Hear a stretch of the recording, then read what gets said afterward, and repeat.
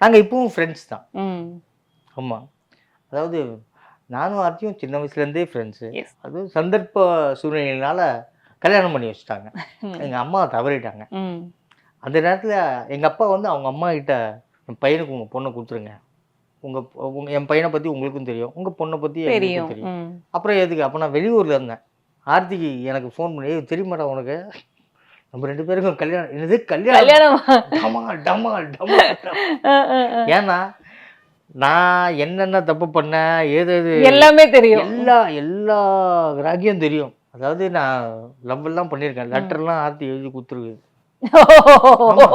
இது நான் எக்ஸ்பெக்ட் பண்ணல. நான் ஒரு சேட்டு பொண்ணை லவ் ஆ, பண்ணேன். ஆ, ஆ. அந்த பொண்ணுக்கு தமிழ் அவ்வளோவா வராது. ஓகே. இங்கிலீஷ் வரும். ஆ. ஆனால் எனக்கு இங்கிலீஷ் வராது. ஆ. ஸோ எப்படி ஆர்த்தி இங்கிலீஷ் தெரியும்? ஆ, ஆ, ஆ.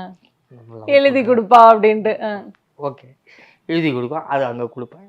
கொஞ்சம் நல்லா தான் போயிருந்தது. ம், ம், க்ரீன் சிக்னல் வந்து திடீர்னு ஒரு லெட்டர் போய் கொடுத்தேன். அதோட கட்டு